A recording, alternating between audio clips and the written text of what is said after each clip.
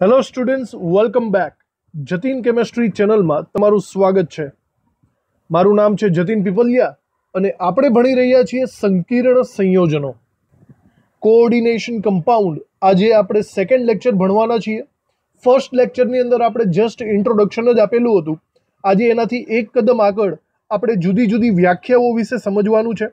જો આ વ્યાખ્યાઓ તમને પ્રોપર ખબર પડી જશે તો તમને આગળ સમજૂતીમાં ખૂબ જ ફાયદો થવાનો છે. તો ચલો શરૂ કરીએ આજનો સેકન્ડ લેક્ચર, જેમાં આપણે ઘણી બધી વ્યાખ્યાઓ સમજવાની છે. જુઓ, વ્યાખ્યા તો હું તમને સમજાવી દઉં, બરાબર, પણ એની જે ભાષા છે ને, ટેક્સ્ટ બુકમાં ખૂબ જ હાર્ડ લેવલની છે. ગોખણપટ્ટી નહીં કરતા. હું તમને એક જ એડવાઇસ આપીશ, તમારી ભાષામાં, બરાબર, આપણી ભાષામાં, આપણે એમ કે ને કાઠિયાવાડી ભાષામાં સમજી લ્યો બરાબર રીતે, મિનિંગ સમજાઈ જશે ને તો તમને લખતા આવડી જશે. બાકી ગોખણપટ્ટીથી કંઈ થવાનું નથી. જુઓ, લાસ્ટ લેક્ચરની અંદર આપણે વાત કરેલી હતી કે અમુક સંકીર્ણ સંયોજનો આવા હોય છે, જેમ કે લાસ્ટ લેક્ચરમાં વાત કરી હતી K4FeCN6, બરાબર, બીજું એક હતું K3FeCN6. આવા અમુક સંકીર્ણ સંયોજનો હોય છે જેને નોર્મલી કંઈક આવી રીતે કાઉન્સમાં લખવામાં આવે છે, જેની ડિસ્કશન આપણે લાસ્ટ લેક્ચરમાં કરી હતી. સમજાણું?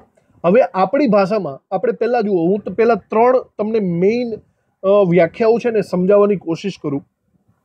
આપણી પહેલી વ્યાખ્યા છે સવર્ગ સ્પીસીસ. સવર્ગ સ્પીસીસ. તો બરાબર જુઓ, સવર્ગ સ્પીસીસ કોને કહેવાય?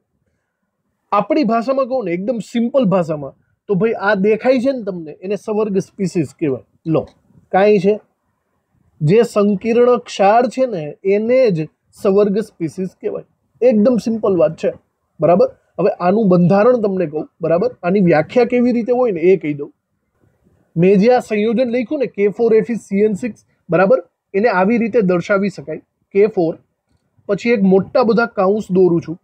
હવે આમાં છે ને એકદમ મિડલમાં ધાતુ આયન હોય. કોણ હોય? યાદ રાખજો, ધાતુ આયન, બરાબર. તમે જોઈ શકો છો આ કાઉન્સની અંદર 2 જણા છે, એક તો Fe છે અને બીજો સાયનાઇડ છે. આ બેમાંથી જે ધાતુ હોય ને, અથવા તો એકલો હોય ને, સિંગલ, એ મિડલમાં આવે, એને કેન્દ્રસ્થ કહેવાય, મિડલમાં. અને એની આજુબાજુ જુદા જુદા સંયોજનો અથવા ઋણ આયનો હોય. જેમ કે અહીંયા આજુબાજુ જુદી જુદા સાયનાઇડ આવેલા છે. જુઓ જોઈએ કેટલા સાયનાઇડ આવેલા છે. અહીંયા 6 સાયનાઇડ આવેલા છે. કંઈક આવી રીતે એ ગોઠવણી પામશે. સમજ પડી?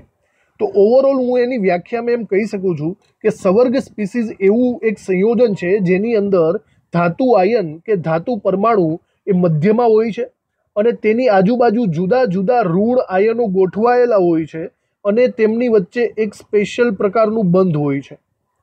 સ્પેશિયલ પ્રકારના બંધથી જોડાયેલા. સ્પેશિયલ પ્રકાર એટલા માટે કારણ કે અહીંયા બધા સવર્ગ સહસંયોજક બંધથી જોડાયેલા હશે. તમને ખાસ ખબર જ હોવી જોઈએ કે સવર્ગ સહસંયોજક બંધ કોને કહેવાય. તો ચલો બરાબર જોજો, આપણી ભાષામાં સવર્ગ સ્પીસીસ એટલે ઇન શોર્ટ સંકીર્ણ સંયોજનોને જ સવર્ગ સ્પીસીસ કહેવાય. સમજ પડી ગઈ આ પહેલી વ્યાખ્યાની અંદર? હવે હું તમને બીજી વ્યાખ્યા કહું, બરાબર, ધ્યાનથી સાંભળજો. આપણી બીજી વ્યાખ્યા એ છે મધ્યસ્થ પરમાણુ, મધ્યસ્થ આયન અથવા પરમાણુ. તો ચલો, મધ્યસ્થ આયન કે પરમાણુ કોને કહેવાય? મેં હમણાં જ તમને ડિસ્કસ કરીને કીધું કે સંકીર્ણ સંયોજનોની અંદર જે ધાતુ હોય છે ને એ ધાતુ મધ્યમાં સ્થાન લે છે. દેખાડું? Fe મધ્યમાં સ્થાન લે છે. આ જે મધ્યમાં સ્થાન લે છે અને એની આજુબાજુ જે અમુક ઋણ આયનો જોડાયેલા હોય છે, તો આ મધ્યમાં રહેવા વાળાને આપણે શું કહેવાનું છે? મધ્યસ્થ આયન અથવા ક્યારેક પરમાણુ પણ હોઈ શકે છે. આ મધ્યસ્થ આયન કે પરમાણુ તરીકે મોટા ભાગે ડી વિભાગના તત્વો હોય છે. ડી વિભાગના સંક્રાંતિ તત્વ, આયર્ન, કોબાલ્ટ, નિકલ, એવા બધા હોય છે. હું તમને એક બીજું સંકીર્ણ પણ અહીંયા લખીને બતાવું. દાખલા તરીકે CONH36 Cl3, આ પણ એક સંકીર્ણ સંયોજન છે. આમાં જુઓ, આમાં કાઉન્સની અંદર કોબાલ્ટ અને એમોનિયા છે. તો જે કોબાલ્ટ છે ને એ મધ્યસ્થ આયન અથવા પરમાણુ તરીકે ઓળખાશે. સમજાણું? જે મધ્યસ્થ આયન કે પરમાણુ હોય છે ને, એ ખાસ વસ્તુ યાદ રાખજો, એ હંમેશા લુઈસ એસિડ હોય છે. કોણ હોય? Louis acid. હવે બરાબર યાદ કરો, તમે 11મા ધોરણમાં શબ્દ ભણી ગયા છો. લુઈસ એસિડ કોને કહેવાય? લુઈસ એસિડ કે જેની પાસે અમુક કક્ષકો ખાલી હોય અથવા જે બીજા પાસેથી ઇલેક્ટ્રોન યુગ્મ મેળવી શકતા હોય, બીજા પાસેથી ઇલેક્ટ્રોન યુગ્મ તો જ મેળવી શકે જો એની પાસે અમુક કક્ષકો બરાબર ખાલી હોય. તો આપણે અગાઉ બી ચર્ચા કરી છે કે ડી વિભાગની તત્વોની અંદર ખાલી ડી કક્ષકો હોય છે અને આ ખાલી ડી કક્ષકો હોવાના કારણે તે સંકીર્ણ સંયોજન બનાવે. યાદ રાખજો, મધ્યસ્થ આયન હંમેશા લુઈસ એસિડ તરીકે વર્તે છે. સમજાણું? તો બરાબર જુઓ, K4FeCN6 માં મધ્યસ્થ આયન કોણ છે? Fe છે ને. K3FeCN6 માં મધ્યસ્થ આયન કોણ છે? એમાં પણ Fe છે. એકચ્યુઅલી ગણતરી કરો તો Fe+3 છે. CONH3 માં મધ્યસ્થ આયન કોણ છે? તો કોબાલ્ટ છે. બરાબર ગણતરી કરો તો તમને ખબર પડે કે કોબાલ્ટ +3 આયન છે. સમજ પડી? તો આ વ્યાખ્યાની રીતે યાદ રાખજો, મધ્યસ્થ આયન. એના પછી બીજો એક અગત્યનો શબ્દ છે, સૌથી અગત્યનો શબ્દ, જે છે લિગેન્ડ. લિગેન્ડ. લિગેન્ડ કોને કહેવાય? જો આ જ વસ્તુની અંદર ફરીથી બોલું છું, આખા વસ્તુને કહેવાય, આખી વસ્તુ જે છે એને કહીશું સંકીર્ણ સંયોજન અથવા સવર્ગ સ્પીસીસ. એમાં મધ્યમાં જે આવેલો હોય એને કહેવાય મધ્યસ્થ આયન, અને આ મધ્યસ્થ આયનની આજુબાજુ જે ઋણ આયનો અથવા સંયોજનો આવેલા હોય, બરાબર, એને આપણે કહેશું લિગેન્ડ. યાદ રાખજો, લિગેન્ડની એક સ્પેશિયાલિટી એ છે કે લિગેન્ડ પાસે વધારાના ઇલેક્ટ્રોન યુગ્મ હોવા જોઈએ. શું હોવું જોઈએ? વધારાના ઇલેક્ટ્રોન યુગ્મ. એટલા માટે જ હું એમ કહું છું કે લિગેન્ડ છે ને એ લુઈસ બેઝ તરીકે વર્તે છે. યાદ કરો, યાદ કરો, લુઈસ બેઝ કોને કહેવાય?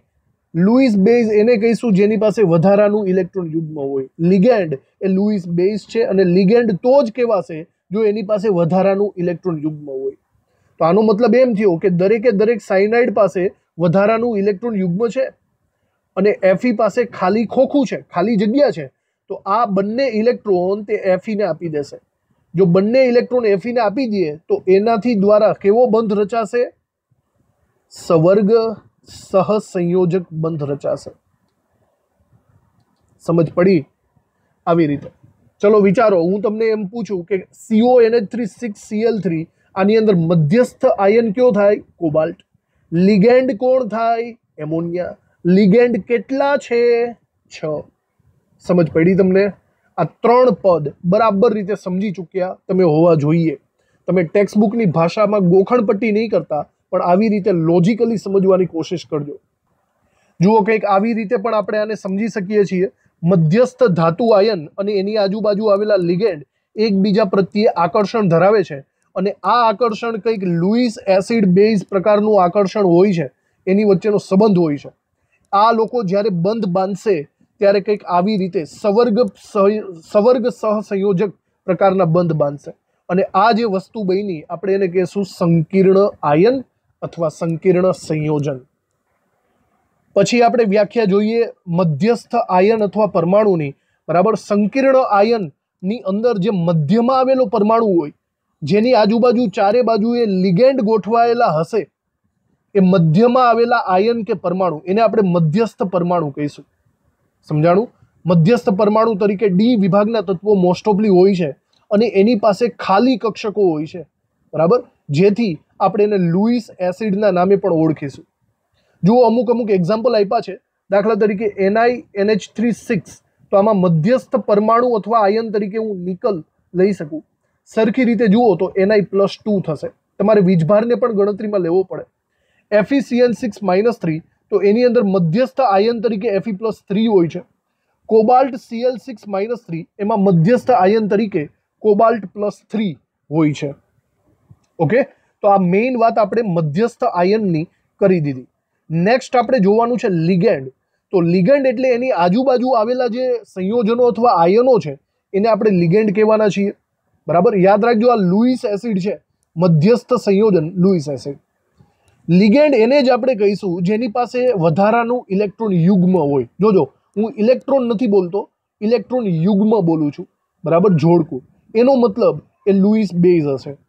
આ વધારાના ઇલેક્ટ્રોન યુગ્મને બરાબર જોજો, આનું છે ને આપણે કોમ્બિનેશન જ એવું કરેલું છે જેની પાસે વધારાના ઇલેક્ટ્રોન યુગ્મ હોય એને લિગેન્ડ કહેવાનું અને ધાતુ આયન પાસે ખાલી કક્ષક હોય. મતલબ ખાલી કક્ષકની અંદર આ બે વધારાના ઇલેક્ટ્રોન ચાલ્યા જવાના છે. એક રીતે લિગેન્ડ એ ધાતુ આયનને પોતાના બંને ઇલેક્ટ્રોન આપી દેશે, જેના દ્વારા સવર્ગ સહસંયોજક બંધ રચાશે. ઓકે, તો લિગેન્ડ આપણે એને કહીશું જે ઇલેક્ટ્રોન યુગ્મનું દાન કરે, એટલે કે એ લુઈસ બેઝ તરીકે વર્તશે. સમજાણું બરાબર રીતે? હવે લુઈસ બેઝના ઘણા બધા પ્રકાર આવે છે. લિગેન્ડના ઘણા બધા લિગેન્ડ આવા નાના નાના પરમાણુય આયનીય સ્વરૂપે પણ હોય, પાણી એમોનિયા જેવા અણુ સ્વરૂપે પણ હોય, અથવા ઘણા બધા મોટા સ્ટ્રક્ચર સ્વરૂપે પણ હોય. આપણે લિગેન્ડના વર્ગીકરણનો એક મોટો બધો સવાલ આગળ ભણવાના છીએ, જેની અંદર આપણે આ બધી ડિસ્કશન કરીશું. તો આપણે સવર્ગ સ્પીસીઝની વ્યાખ્યા નોટબુકમાં બરાબર રીતે લખી નાખીએ. મધ્યસ્થ આયન કે પરમાણુ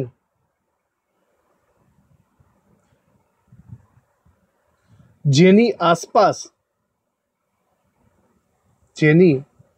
આસપાસ એક મિનિટ, આવી રીતે નહીં, પણ મધ્યસ્થ આયન કે પરમાણુ કે જે નિશ્ચિત સંખ્યાના આયનો કે અણુઓ સાથે બંધિત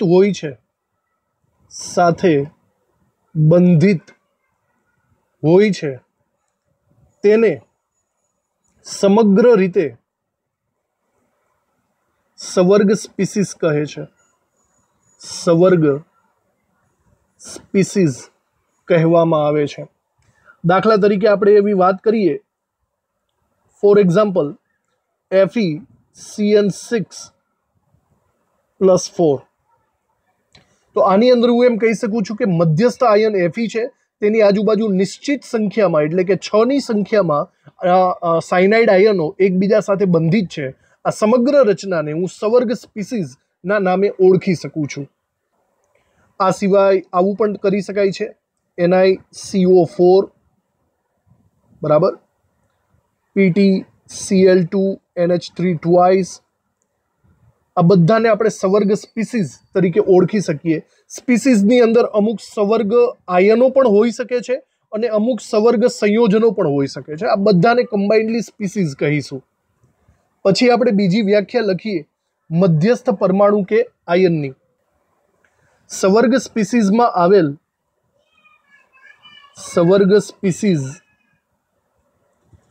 આવેલ પરમાણુ કે આયન જેની આસપાસ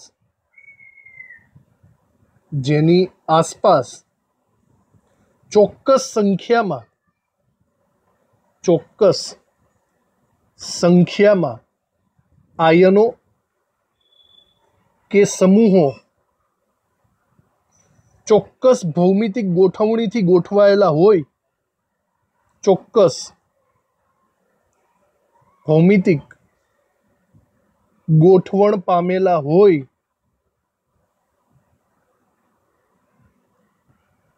તેવા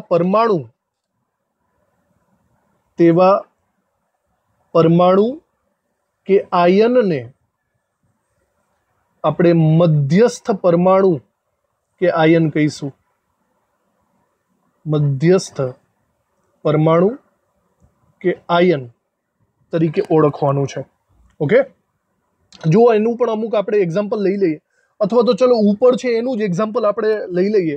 ઉપર જે તમને સવર્ગ સ્પીસીઝ આપેલી છે એ દરેકની અંદર તમે જોઈ શકો છો કે મધ્યસ્થ પરમાણુ અથવા આયન કોણ છે. પહેલાની અંદર તમે ગણતરી કરીને જોશો ને તો મધ્યસ્થ પરમાણુ તરીકે Fe આવે છે, પણ જરા આયનીય રીતે જુઓ તો એની ઉપર +2 વીજભાર આવે. જુઓ, સાયનાઇડનો -6 વીજભાર ઉપર +4 વીજભાર, બંનેનું કોમ્બિનેશન કરો રેડોક્સની રીતે તો તમને આવડે જ છે. તો આની અંદર મધ્યસ્થ આયન તરીકે Fe+2 આવેલો છે. બીજું વિચારો, બીજામાં મધ્યસ્થ તરીકે નિકલ છે. હવે નિકલની ઉપર કોઈ વીજભાર નથી, કારણ કે અહીંયા કાર્બન મોનોક્સાઇડ એ તટસ્થ હોય.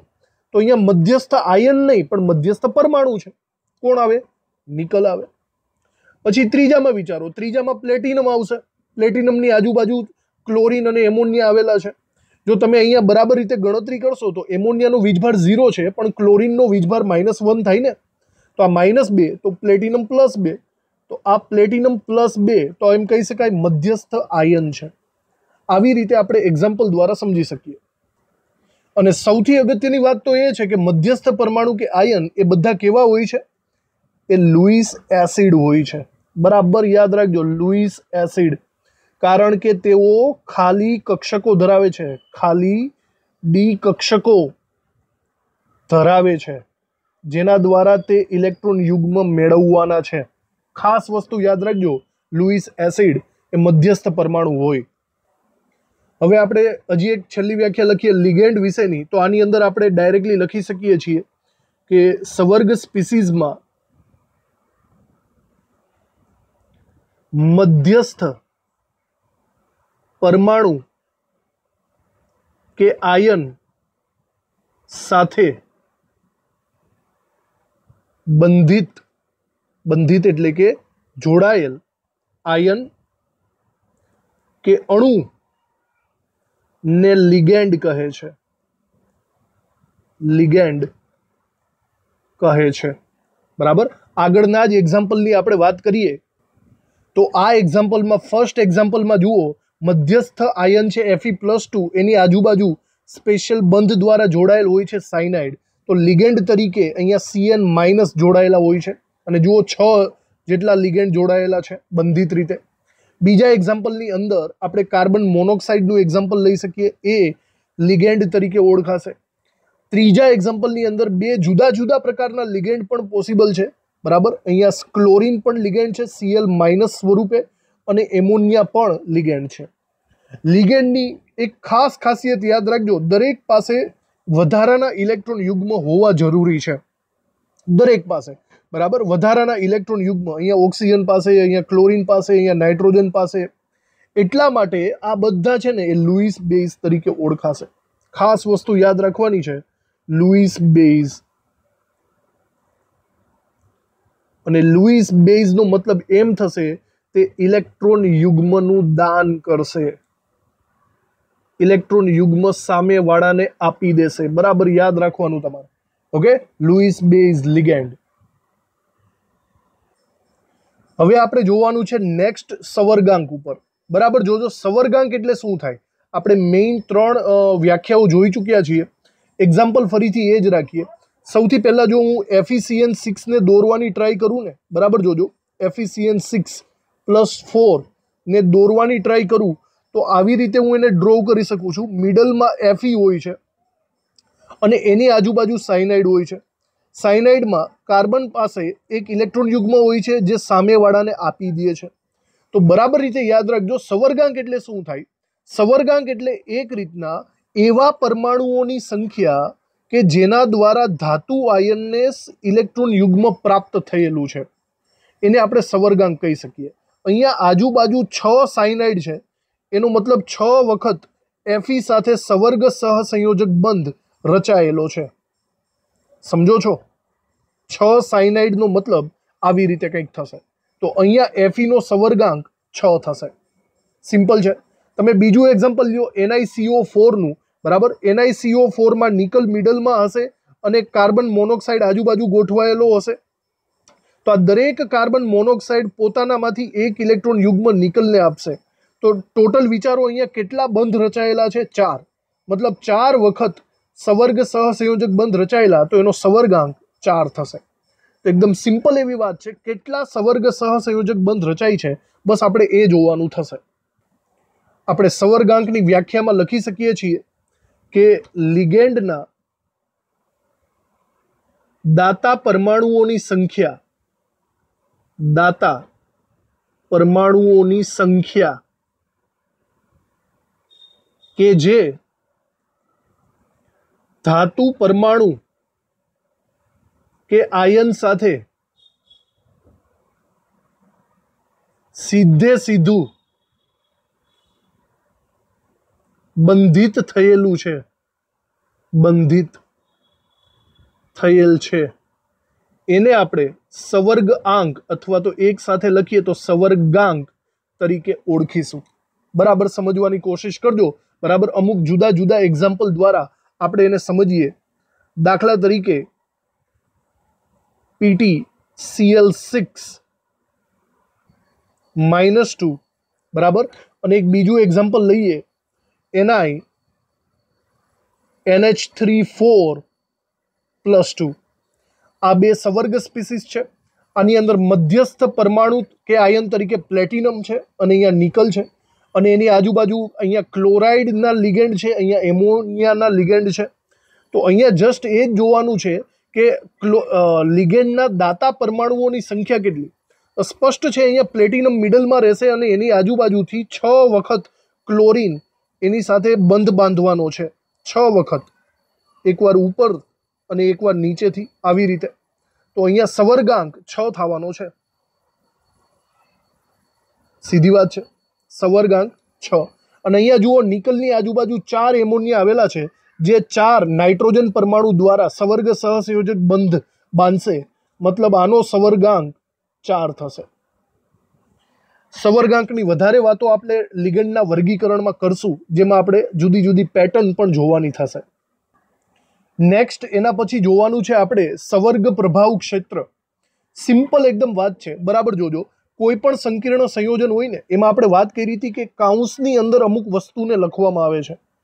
આ કાઉન્સની અંદર જે લખવામાં આવે છે ને, એને સવર્ગ પ્રભાવ ક્ષેત્ર કહે છે. તો આપણને બહુ સારી રીતે ખબર છે કાઉન્સની અંદર કોણ કોણ હોય. કાઉન્સની અંદર ધાતુ હોય છે અને એની આજુબાજુ લિગેન્ડ આવેલા હોય છે.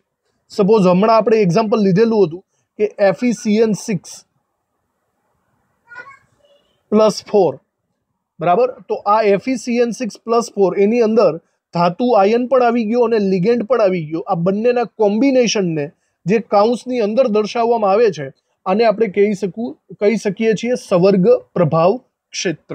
ઓકે, તો એની વ્યાખ્યા લખી નાખીએ. મધ્યસ્થ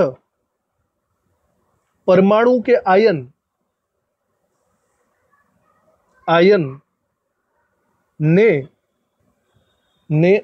અને મધ્યસ્થ પરમાણુ કે આયન અને તેની આજુબાજુ ગોઠવાયેલા લિગેન્ડ, આજુબાજુ ગોઠવાયેલ લિગેન્ડ ને સામૂહિક રીતે મોટા ચોરસ કૌંસમાં દર્શાવાય છે, જેને સવર્ગ પ્રભાવ ક્ષેત્ર કહે છે.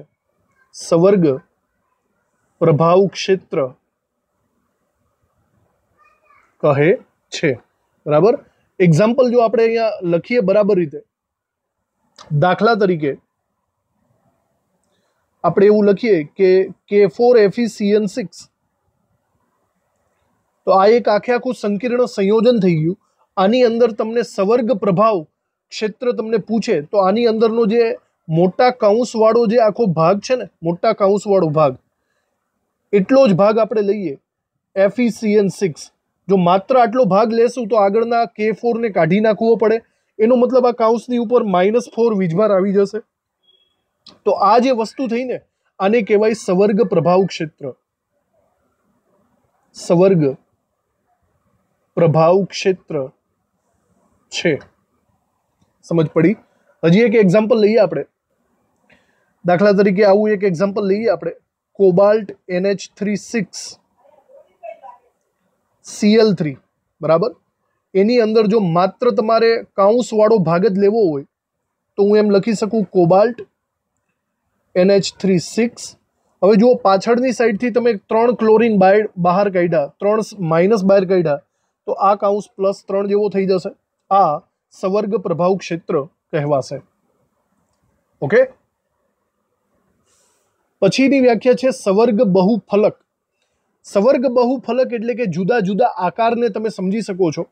કોઈ પણ ધાતુ આયન હોય અને એની આજુબાજુ જુદા જુદા લિગેન્ડ ગોઠવાયેલા હોય, તો એ લિગેન્ડ ચોક્કસ ગોઠવણીથી એવી રીતે ગોઠવાય છે કે જેના ચોક્કસ આકાર રચાય છે.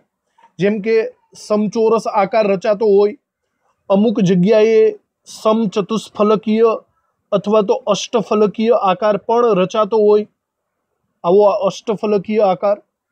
તો ઇન શોર્ટ જુદા જુદા જે આકાર રચાય છે એને આપણે કહી શકીશું સવર્ગ બહુફલક. વ્યાખ્યા લખીએ આપણે. મધ્યસ્થ પરમાણુ કે આયન ની આજુબાજુ સીધા જ ગોઠવાયેલા અથવા તો સીધા જ જોડાયેલા લિગેન્ડ પરમાણુઓની અવકાશીય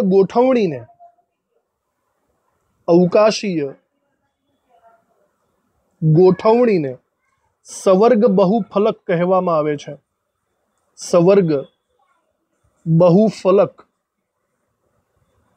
કહે છે. આવી ઘણી બધી જુદા જુદા આકાર હોય છે. જેમ કે જુઓ, અમુક આકારો તમને અહીંયા આપેલા છે. અષ્ટફલકીય આકાર કંઈક આવો હોય છે, સમચતુષ્ફલકીય આકાર હોય છે. જુઓ, દરેકની અંદર મધ્યમાં ધાતુ આયન છે ને આજુબાજુ લિગેન્ડ છે. સમતલીય સમચોરસ આકાર આવો હોય છે. ત્રિકોણીય દ્વિપિરામિડલ આકાર પણ છે અને સમચોરસ પિરામિડલ આકાર. આવા જુદા જુદા આકાર જે રચાય છે, આપણે એને સવર્ગ બહુફલક તરીકે ઓળખી શકીએ છીએ. આવા આકારોને આપણે નોટબુકમાં રફલી થોડા ઘણા દોરી પણ નાખવા, જેથી આપણને થોડોક આઈડિયા રહે. બરાબર. આવા અમુક આકારો જોજો: અષ્ટફલકીય આકાર, સમચતુષ્ફલકીય આકાર, સમચોરસ આકાર. આવા આકારો વિશે આગળ આપણે ડિટેલમાં ડિસ્કશન કરીશું અને એના સંકરણને પણ જોવાનું થશે. પણ અત્યારે હાલ પૂરતું આપણે એના આકારથી પરિચિત હોવા જોઈએ. ઓકે. એના પછીની વ્યાખ્યા છે મધ્યસ્થ પરમાણુનો વીજભાર. વિચારો, આપણે સંકીર્ણ સંયોજનોની વાત કરીએ તો મધ્યસ્થ પરમાણુ એ એની આજુબાજુ લિગેન્ડ સવર્ગ સહસંયોજક બંધથી જોડાયેલા હોય છે, કંઈક આવી રીતે.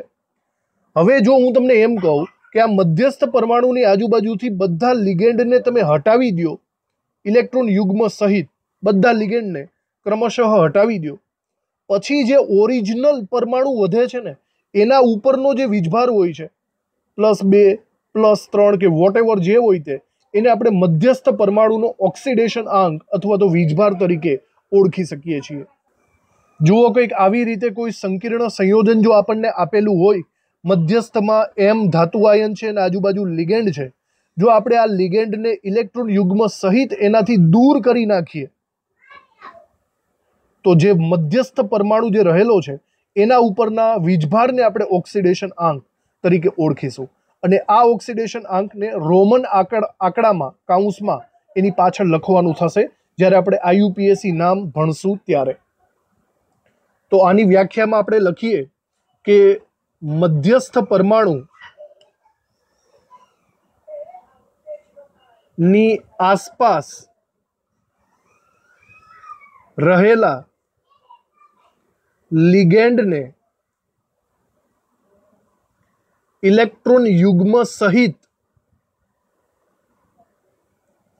દૂર કરવામાં આવે ત્યારે ધાતુ પરમાણુ પરના વીજભારને તેનો ઓક્સિડેશન આંક કહે છે. ઓક્સિડેશન આંક કહે છે. ભાઈ, આના માટે તમારે ગણતરી કરવી પડે. બરાબર જોજો, આવી ગણતરી તમે રેડોક્સની અંદર શીખીને જ આવેલા છો. હું અમુક એક્ઝામ્પલ અહીંયા મૂકું છું. દાખલા તરીકે K3FeCN6, K3FeCN6 એવું તમને પૂછી શકે કે આની અંદર મધ્યસ્થ પરમાણુનો ઓક્સિડેશન આંક કેટલો. તો પહેલા તો ઓળખો મધ્યસ્થ પરમાણુ કોણ છે. આની અંદર મધ્યસ્થ પરમાણુ તરીકે આવેલો છે Fe. તો આનો ઓક્સિડેશન આંક કેટલો, એની માટે થોડીક એવી ગણતરી કરી લો. તમને બહુ સારી રીતે ખબર છે, આખા સંકીર્ણ સંયોજનોનો ઓક્સિડેશન આંક 0 થાય, કારણ કે અહીંયા કંઈ આપેલું નથી. હવે Fe ને અહીંયા જ રાખો, બાકીના બધાને સામેની સાઈડ ટ્રાન્સફર કરો. જેમ કે અહીંયા 6 વખત સાયનાઇડ છે, આપણને ખબર છે સાયનાઇડનો ઓક્સિડેશન આંક -1 થાય, જે 6 વખત છે. પોટેશિયમની વાત કરું તો પોટેશિયમનો ઓક્સિડેશન આંક +1 થાય, જે 3 વખત છે. આ બંનેને તમારે સામેની સાઈડ લઈ જવાના છે ગણતરીપૂર્વક. તો વિચારો, આ -6 થશે, 6 × -1, જેને સામેની સાઈડ લઈ જાઓ તો થશે -6. આ થશે 3 ગુણ્યા +1 એટલે કે 3. જો સામેની સાઈડ સોરી અહીંયા મારાથી ભૂલ થઈ ગઈ છે, આ -6 જો સામેની સાઈડ જાય તો +6 માં કન્વર્ટ થશે, અને અહીંયા +3 જો સામેની સાઈડ જશે તો -3 માં કન્વર્ટ થશે, અને અહીંયા બાકી વધશે Fe. તો ઓવરઓલ હું એમ લખી શકું છું કે Fe નો ઓક્સિડેશન આંક કેટલો થાય? Fe નો ઓક્સિડેશન આંક +6 - 3 ધેટ મીન્સ +3 જેટલો થશે. સમજ પડી તમને? આવી રીતે તમે ગણતરીથી આ મધ્યસ્થ પરમાણુનો ઓક્સિડેશન આંક ગણી શકો છો. એના પછી આપણે છેલ્લી 2 વ્યાખ્યાઓ ભણવાની છે, જે છે હોમોલેપ્ટિક અને હેટ્રોલેપ્ટિક. હોમો એટલે સમાન થાય. એક સીધી વાત કહું તો દાખલા તરીકે કોઈ મધ્યસ્થ આયનની આજુબાજુ જો એક સરખા લિગેન્ડ જોડાયેલા હોય, એક સરખા, દાખલા તરીકે આયર્નની આજુબાજુ ચારે બાજુ એક જ સરખા ક્લોરીન ક્લોરીન ક્લોરીન ક્લોરીન જોડાયેલા હોય તો આવા સંકીર્ણને આપણે હોમોલેપ્ટિક સંકીર્ણ તરીકે ઓળખવાનું છે, હોમો. અને સમજી ગયા હશો તમે હેટ્રોલેપ્ટિક એટલે કે જુદા જુદા. મધ્યસ્થ સંકીર્ણ આયન જે હોય છે એની આજુબાજુ જો એક સાઈડ ક્લોરીન જોડાયેલા હોય અને બીજી સાઈડ એમોનિયા જોડાયેલા હોય, મતલબ જુદા જુદા પ્રકારના લિગેન્ડ જોડાયેલા હોય, તો આપણે એને હેટ્રોલેપ્ટિક સંકીર્ણના નામે ઓળખવાનું છે. એકદમ સિમ્પલ છે. સમાન હોય તો હોમો અને જુદા જુદા લિગેન્ડ હોય તો હેટ્રોલેપ્ટિક સંકીર્ણ. દાખલા તરીકે જુઓ, અહીંયા કોબાલ્ટની આજુબાજુ જો બધા એમોનિયા એક સરખા જોડાયેલા હોય અને સાયનાઇડ પણ બધા એક જ સમાન છે, આપણે આને હોમોલેપ્ટિક સંકીર્ણ તરીકે ઓળખીશું. જ્યારે જો એક્ઝામ્પલ આપણે બદલી નાખીએ, જો આપણે કોબાલ્ટની આજુબાજુ 4 જગ્યાએ એમોનિયા રાખીએ અને ઉપર નીચે ક્લોરીન બ્રોમિન મતલબ જુદા જુદા લિગેન્ડ રાખશું તો આને આપણે હેટ્રોલેપ્ટિક સંકીર્ણ કહેવું પડશે. જુઓ આ પણ એક એક્ઝામ્પલ છે. એવી જ રીતે સેમ ટુ સેમ. તો આ થઈ ગયા હેટ્રોલેપ્ટિક સંકીર્ણ. હોમોલેપ્ટિક સંકીર્ણની વ્યાખ્યામાં લખીએ કે જેમાં મધ્યસ્થ ધાતુ એક જ પ્રકારના લિગેન્ડ સાથે બંધિત હોય તેને હોમોલેપ્ટિક સંકીર્ણ કહીશું. આના એક્ઝામ્પલની અંદર જો આપણે લખીએ, દાખલા તરીકે CONH3 પ્લસ, તો આમાં સ્પષ્ટ છે કોબાલ્ટની આજુબાજુ 6 એક જ સરખા એમોનિયા આવેલા છે, હોમોલેપ્ટિક થશે. અને આવી જ રીતે સિમિલર વ્યાખ્યામાં આપણે હેટ્રોલેપ્ટિકમાં લખીએ કે જે સંકીર્ણમાં જેમાં મધ્યસ્થ ધાતુ જુદા જુદા પ્રકારના લિગેન્ડ સાથે બંધિત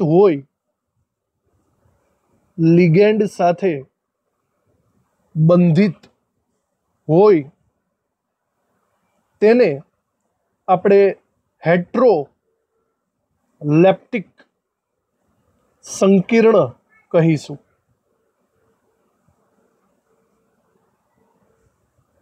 ઓકે. અને જો આપણે આના એક્ઝામ્પલ લખીએ તો દાખલા તરીકે CONH3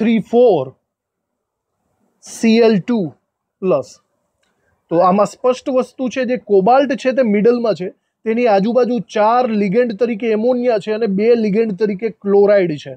સમજાઈ ગયું? તો આને આપણે જુદા જુદા લિગેન્ડ એટલે કે હેટ્રોલેપ્ટિક સંકીર્ણના નામે ઓળખવાનું છે. તો આજના આ લેક્ચરની અંદર આપણે બહુ બધી ટ્રાય કરી, ઘણા બધા આપણે વ્યાખ્યાઓ યાદ રાખી. ફરીથી કહું છું, વ્યાખ્યાઓને ગોખતા નહીં, જસ્ટ વ્યાખ્યાઓને અન્ડરસ્ટેન્ડ કરજો, મગજમાં રાખજો, કારણ કે આગળ જતા આ બધા શબ્દો વારંવાર હું બોલીશ ત્યારે તમને કોઈ પણ પ્રકારનું કન્ફ્યુઝન થવું ન જોઈએ. ઓકે. તો ચલો આ લેક્ચર આપણે અહીંયા ખતમ કરીએ છીએ. હવે આના પછીના નેક્સ્ટ લેક્ચરની અંદર આપણે વર્નરનો સિદ્ધાંત, જે ખૂબ જ અગત્યનો ટોપિક છે, જેને આપણે ભણવાનો છે. થેન્ક યુ આ લેક્ચર ભણવા માટે. મળીએ હવે નેક્સ્ટ લેક્ચરમાં. Thank you.